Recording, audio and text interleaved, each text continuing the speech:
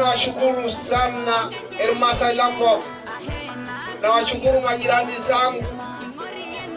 Nashukuru sana majirani zangu kwa sababu nimekwenda kawaida na nimewapa kadi, wameniunga, wamenishika mkono.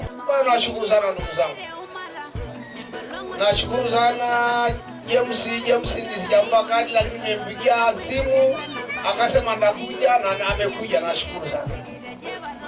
Pamoja na Sunuli ni ndugu yangu, tunafahamiana kwa muda mrefu, ameniunga mkono.